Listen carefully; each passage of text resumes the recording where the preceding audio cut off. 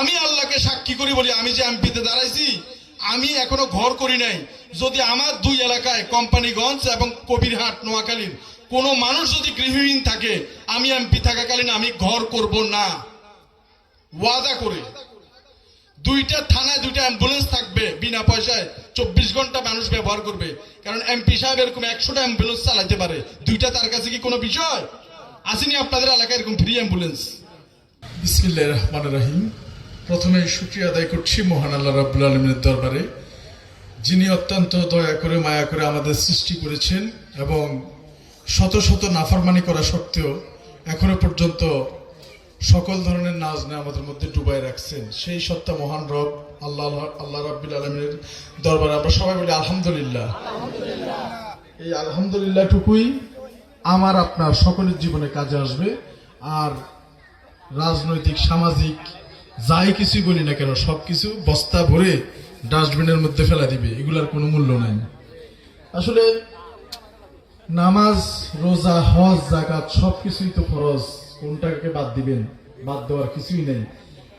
আমি কোনো বড় বক্তা নই, ইসলামী কোনো কলামিস্ট নই, স্কলার নই যে আপনাদের অনেক কিছু আমি শুনাতে পারবো। তবে এতটুকু বলতে পারি যে আমি আমার জীবনে যা করি আপনাদের সাথে তা শেয়ার করি, আপনাদের থেকেও শিখি, এবং আপনারা আমার কাজগুলো যদি ভালো লাগে আমার মতো করতে পারেন, আপনাদের থেকেও কিছু শিখতে পারবো। এলাকার সন্তান হিসেবে আপনাদের ছোট ভাই অথবা সন্তানের মতো করে আমাকে দুই একটা পরামর্শ হয়তো আপনারা দিতে পারবেন, আমি আমার জীবনকে আরো সুন্দর করতে পারবো মৃত্যুর আগ পর্যন্ত। এই জন্য আসলে ওয়াজ নসিহত তো প্রতিদিনই হয়। এই চাঁদপুর হচ্ছে ওয়াজ নসিহতের জন্য এবং ধর্মীয় শিক্ষার জন্য অনেক বড় একটা জেলা। চাঁদপুরের নিচে কিন্তু অন্যান্য জেলা চাঁদপুরের উপরে না। এত আলেম, এত প্রিন্সিপাল, এত মুহাদ্দিস চাঁদপুরের মতো আর কোনো জেলায় কিন্তু নাই। এখন এত থাকার পরেও চাঁদপুর কি চুরি হয় না? চুরি হয়। চাঁদপুর কি ভেজাল মিশে না খাবারের সাথে হয়? চাঁদপুর কি আপনি ওই দল করেন আমি ওই দল করি এটা নিয়ে মারামারি হয় না? একজনের মাথা একজনে পাঠায় না? প্রতিদিন এগুলো হয়। এই সমস্ত বক্তব্য আমি দিব না, দিয়েও লাভ নাই।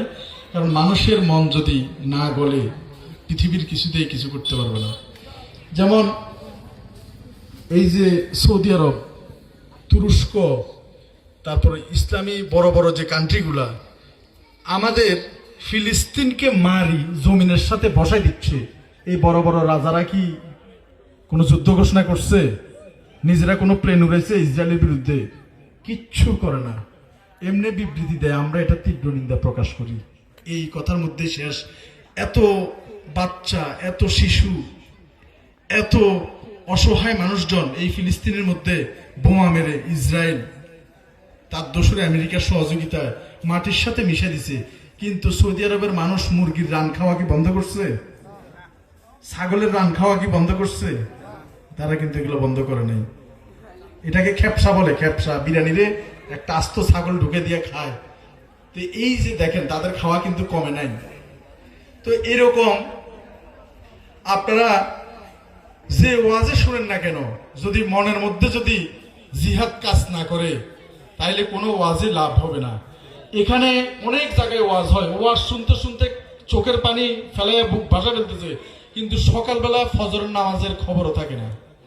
ঘুমাইছে সারা রাত ওয়াজ শুনছে, 10টা বাজে 11টা বাজে ঘুমের থেকে উঠছে, সারা রাত ওয়াজ শুনছে, সকালবেলা যাই আবার ওই জমির আইলটা নিয়ে টেলাটেলি শুরু করছে, সকালবেলা যাই আবার মাছের সাথে ওই এটাকে কি বলে ফলমূলের সাথে ফরমালিন মেশানো শুরু করছে, ভেজাল দেওয়া শুরু করছে। তো এই সমস্ত সব কিছু করতেছে, তাহলে ওয়াজ শুনে কি লাভ হইতেছে বলেন? আপনার ভিতরে যদি পরিবর্তন না হয়, ওয়াজে কি পারবে আপনারা আর আমার পরিবর্তন করতে? পারবে না। এই জন্য নিজেকে পরিবর্তন করতে হলে মসজিদ মাদ্রাসার দরকার আছে। এই যে এখানে একটা মাদ্রাসা হয়েছে, শিক্ষা মাদ্রাসা, আমরা কিছু করতে না পারি, অন্তত অন্তর থেকে তো একটু দোয়া করতে পারি। কিন্তু অনেক মানুষ আছে যে বাপরে বাপ আমি পারলাম না, আর এই বাচ্চা ছেলে মাদ্রাসা দিয়ে দিচ্ছে, কিভাবে চালাও দেখি নিব, বন্ধ করে দিব। এই যে এই সমস্ত কাজে আমরা পিছিয়ে আছি। এর কারণে আমাদের ওয়াজ নসিহত এগুলো আসলে কোনো কাজে আসে না। যেমন আমি আমার জীবনে আমি চিন্তা করছি যে বাংলাদেশে তো বহু মসজিদ আছে ভাই, কথাগুলা কিন্তু খুবই দামি। এগুলা একটু আমরা যে আশপাশে কয়েকজন আছে একটু শোনার চেষ্টা করি। আমি চিন্তা করলাম বাংলাদেশে তো অনেক মসজিদ আছে, মাদ্রাসা আছে, মন্দির আছে, গির্জা আছে, বৃদ্ধাশ্রম আছে, কিন্তু রাস্তার পচা গলা যে বেওয়ারিশ মানুষ, তাদের জন্য একটা বেওয়ারিশ হাসপাতাল বাংলাদেশে নাই। সরকারেও করে নাই, কেউ করে নাই। কারণ পচা গলা, দুর্গন্ধ লাগবে, পায়খানা প্রস্রাব করে সারা গায়ে মাকে, এগুলা কে ধরবে? এটা কেউ করতে রাজি না। কিন্তু যে কাজে আনন্দ আছে এটা করতে সবাই রাজি আছে। আপন বাপমার পায়খানা প্রস্রাব যারা পরিষ্কার করে না, তারা বাইরের মানুষের কি পায়খানা প্রস্রাব পরিষ্কার করবে? জীবনেও করবে না।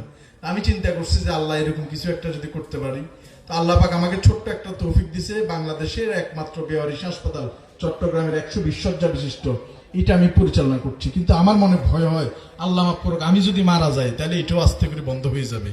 তো এই জন্য আমি চিন্তা করছি যে মানুষগুলোর জন্য বড় বড় এমপি সাহেবদের, মেয়র সাহেবদের, বড় বড় অফিসারদের আমি আমার প্রতিষ্ঠানে নিয়ে আসছি যে এটা কি করা যায়। সবাই আশ্বাস দেয়, ঠিক আছে, এটা ভালো কাজ, আমরা দেখবো, এরপরে আর খবর থাকে না। তো এই জন্য সংসদ নির্বাচনে এবারে সাহস করে আল্লাহর উপরে তাওয়াক্কুল করে দাঁড়াইছি যে মানুষ আমারে ভোট দিয়ে এমপি বানাবে, এই আশা আমি করি না। আমি আশা করি যে আমার সৃষ্টি করছে আমার মহান রব, রাব্বুল আলামিন, যার কাছে আমি ফিরে যাব। এই আওয়ামী লীগ, বিএনপি, জামাত, জাসদ, বাসদ, এনসিপি কিচ্ছু গণার আমার সময় নাই। একটা সময় আছে যে পারলে আমার একটা গুলি করেন, দুনিয়া থেকে চলে যায়, রবের কাছে চলে যাবে। যে রব সৃষ্টি করছে সেই রবের কাছে চলে গেছে, যেরকম চলে গেছে আমাদের হাদি ভাই, জানেন তো। তো এইরকম পৃথিবীর কাউরে ডরানোর সময় নাই, সুযোগ নাই। আমি আল্লাহকে সাক্ষী করি বলি, আমি যে এমপিতে দাঁড়াইছি, আমি এখনো ঘর করি নাই। যদি আমার দুই এলাকায় কোম্পানিগঞ্জ এবং কবিরহাট, নোয়াখালীর কোনো মানুষ যদি গৃহহীন থাকে, আমি এমপি থাকাকালীন আমি ঘর করব না, ওয়াদা করে। দুইটা থানায় দুইটা অ্যাম্বুলেন্স থাকবে বিনা পয়সায়, 24 ঘন্টা মানুষ ব্যবহার করবে। কারণ এমপি সাহেব এরকম 100টা অ্যাম্বুলেন্স চালাতে পারে, দুইটা তার কাছে কি কোনো বিষয়?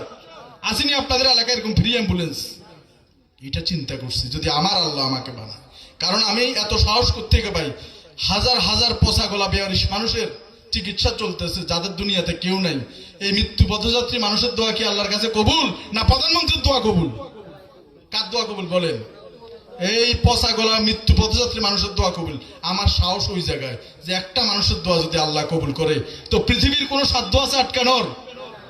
এই জন্য এমপি হইলেও আল্লাহর উপর 2 রাকাত নফল নামাজ খুশি, এমপি না হইলেও আল্লাহর উপরে 2 রাকাত নফল নামাজ খুশি। তবে কাউকে তোয়াক্কা করার সময় নাই। আমি বলি, আপনাদের এখানে সামনে যে এমপি সাহেব হবে, এমপির বিরুদ্ধে যদি একটা গালি দেন, ফেসবুক অথবা ইউটিউবে অথবা সামনাসামনি বাজারের মধ্যে যদি এমপিরে গালি দেন, আপনার কি আস্ত থাকবে? কার আস্ত থাকবে? হাত তুলেন। কিন্তু আমি বলি, আমি এমপি হওয়ার পরে আমার মা বাবা সব দূরে গালি দিবেন, আমারও গালি দিবেন, এটা রেকর্ড করে রাখেন যে আমি যদি কোনো মানুষের কাজের আসতে না পারে, আমার তো অবশ্যই গালি দিবে, আমি গালি খাওয়ার যোগ্য। কারণ আমার গুন্ডা পান্ডা এগুলা কিছু নাই। মোটরসাইকেল নিয়ে তারে টেন্ডার দিতে হবে, তারে ওই দিতে হবে, তারে উপজেলা চেয়ারম্যান দিতে হবে, তারে জেলা চেয়ারম্যান দিতে হবে, তারে মেম্বার বানাইতে হবে। আমার তো ওই চামচামি কিছু নাই। আমার কথা হচ্ছে, আমি থাকবো, মানুষ দরজা খুলে ঘুমাবে, সন্ত্রাস আসলে আমার ওই গুলি করি, তারপরে সন্ত্রাসত্ব কায়েম করতে হবে। দুনিয়াতে একবারই মারা যায় মানুষ, নাকি বারবার মারা যায়? তো আল্লাহর দরবারে কেউ যদি আপনাকে গুলি করে, এটা হচ্ছে সবচেয়ে সৌভাগ্য। আমি চাই আল্লাহ কেউ আমার গুলি করে মেরে ফেলাক। কেন? আপনি যদি আরেকজন লোককে গুলি করে মেরে ফেলেন, তাহলে তার গুনাহ সব আপনার কাঁধে কি নিবেন? কথা বলেন না, নিবেন না? না, আমি যদি আপনাকে হত্যা করি, আপনার গুনাহ কিন্তু আমার কাঁধে আসবে। তো এই জন্য আমার এই গুনাহগুলো যদি আরেকজন আমাকে মেরে ফেলে নিয়ে যায়, এটা তো লাভ, অসুবিধা কি? তারপর কেউ যদি আপনার টাকা মারি দিছে, কোনো অসুবিধা নেই, কালকে আমাদের ময়দানে টাকার পরিবর্তে কি দিয়ে দিবে? নেক দিয়ে দিবে। তাহলে এটা লাভ নাকি টাকা লাভ? এই জন্য কেউ টাকা পয়সা মারি দিলে যুদ্ধ করিয়েন না, কাউকে বেশি গালাগালিও করিয়েন না, আত্মীয়তার সম্পর্ক ছিন্নও করিয়েন না। শুধু বলবেন কালকে আমাদের দিলে হবে, ব্যাস। আমি এই নীতিতে বিশ্বাসী। এরকম হাজার হাজার ওয়াজ শোনা লাগবে না, শুধু একটা ওয়াজ মনের মধ্যে গাঁথি নেন যে আমি আল্লাহর কাছে যাব, আল্লাহর হিসাব দিব। দুনিয়ার কাউরে আপনার করার সময় নেই। এই জন্য এবারের নির্বাচনে আপনারা যদি, আমি তো আর আপনাদের এলাকার না, যে মানুষটা আল্লাহ ভীতু, আল্লাহ ভীরু, যাকে নির্বাচনের পরেও আপনি গালি দিতে পারবেন অন্যায় করলে, এরকম একজন মানুষ আপনারা নির্বাচন করবেন।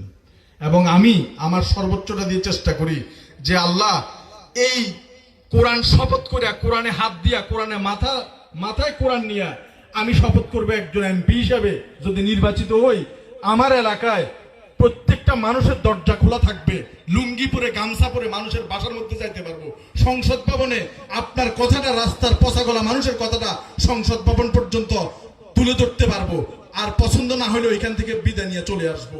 এমপি হওয়া তো উচিত এরকম, কিন্তু এমপি হওয়ার পর এমপির দরজা পর্যন্ত আপনি যাইতে পারবেন না। তো এই জন্য আল্লাহ পাক যদি কবুল করে আপনারা আমার জন্য একটু দোয়া করবেন। এখন অনেকে বলে যে ভাই শওকত ভাই এখানে কোন জায়গায় কথা বলতেছেন, এটা কি আপনার এলাকা নাকি, এই মানুষগুলো কি আপনারা ভোট দিতে পারবে? আমি আবারও বলছি, আমি এমপিতে দাঁড়াইছি, আমি ভোটে বিশ্বাসী নই, আমি ভোট বিশ্বাস করি না, আমি বিশ্বাস করি একমাত্র আল্লাহকে। এই আল্লাহ যদি ইচ্ছা করে সব কিছু সম্ভব। মরুভূমিকেও সাগর বানাইতে পারে, সাগরকেও মরুভূমি বানাইতে পারে। আপনাদের একজন মানুষের দোয়াও যদি অন্তর থেকে কবুল হয়, পৃথিবীর কোনো শক্তি নাই আটকায় রাখার। এই জন্য ভোট দিয়ে নির্বাচিত নয়, আল্লাহ নির্বাচিত করবে। কোনটা করে? ভোটে করে না আল্লাহ করে? আল্লাহ করে। আমি আল্লাহর উপর তাওয়াক্কুল। তাই এই নেতা খেতা ধরা, হুন্ডার তেল ঢুকে দেওয়া, ওই নেতাদের পকেটে 10,000 20,000 টাকা করে ঢুকে দেওয়া, এই নীতিতে নয়। যদি সম্ভব হয় আমার নির্বাচনী খরচটা আমি এভাবে নির্ধারণ করছি যে কোন কোন ঘরে কিডনি নষ্ট হয়ে গেছে, ডায়ালাইসিসের অভাবে ডায়ালাইসিস করতে পারতেছে না, আমার নিয়ত আল্লাহ পূরণ করার মালিক। আমার নির্বাচনী যা খরচ আছে আমি চিন্তা করছি আমার ওই এলাকার যারা কিডনি নষ্ট হয়ে গেছে, ডায়ালাইসিস করতে পারছে না, ওই নেতার পকেটে 10,000 টাকা না দিয়ে ওই কিডনি রোগীরে দিলে সে ডায়ালাইসিস করতে পারবে। কার বাসায় বিবাহ উপযুক্ত মেয়ে আছে কিন্তু স্বামী নেই, ওই অসহায় পরিবারে বিবাহের জন্য খরচটা আমি দিয়ে দিই। অথবা কোন ঘরে 10-12টা বাচ্চা কাচ্চা আছে কিন্তু স্কুলে ভর্তি হতে পারছে না, মাদ্রাসার বিল দিতে পারছে না, ওদেরকে একটু সহযোগিতা করি। এইরকম খুঁজে খুঁজে যে মানুষগুলো অসহায় আছে, আমি আমার নির্বাচনী ব্যয়টা আমি তাদের মধ্যে দিয়ে দিব। ওই হুন্ডা পান্ডা গুন্ডা এদেরকে দেওয়ার আমার সময় নাই। তো ইনশাল্লাহ আপনারা যে মাদ্রাসাটা একটু, এই মাদ্রাসার পাশে থাকবেন আর আমার জন্য একটু দোয়া করবেন, আল্লাহ পাক যাতে আমাকে কবুল করে। বাংলাদেশের স্বাধীনতার পর থেকে এখনো পর্যন্ত একটা বেওয়ারিশ মেডিকেল কলেজ হাসপাতাল বাংলাদেশ সরকার এবং বাইরের কোনো বড় কোম্পানি আমারে 1000 বার কিনতে পারে, এইরকম কেউ এখনো পর্যন্ত করা তো দূরের কথা, নামও নেয় নাই। কারণ ওই মানুষগুলো কারো কাছে চাইতে পারে না। তাই ওই মানুষগুলার প্রতিনিধি হিসেবে মহান সংসদে দাঁড়াইয়া তাদের অধিকার আদায় যাতে করতে পারে এবং বাংলাদেশে একটি সর্বোচ্চ মানের বেওয়ারিশ মেডিকেল কলেজ যাতে আল্লাহ করাতে পারে। যদি আমি সংসদে যাই আমার জন্য দোয়া করবেন। আমার মধ্যে যদি অহংকারী এবং ক্ষমতা পাইয়া অন্য এমপিদের মতো ক্ষমতার বাহাদুরি দেখাতে চাই, আল্লাহ যাতে আমাকে ধ্বংস করে দেয়, এই দোয়া করবেন আপনাদের। আমার ধ্বংসের দোয়া চাই আমি আপনাদের কাছে। আর যদি আমার দ্বারা এই মানুষগুলার কথা ফুটে উঠে, এই ইটভাটায় যারা কাজ করে, রাস্তায় রিক্সা চালায়, ভ্যান চালায়, ওই মানুষগুলার কথা যদি আমি সংসদ ভবনে তুলে ধরতে পারি, তাইলে আল্লাহ পাক যাতে ওইটার মধ্যে আমার ঢুকায়। আপনারা একটু আমার জন্য দোয়া করিয়েন। আসসালামু আলাইকুম ওয়া রাহমাতুল্লাহি ওয়া বারাকাতুহু।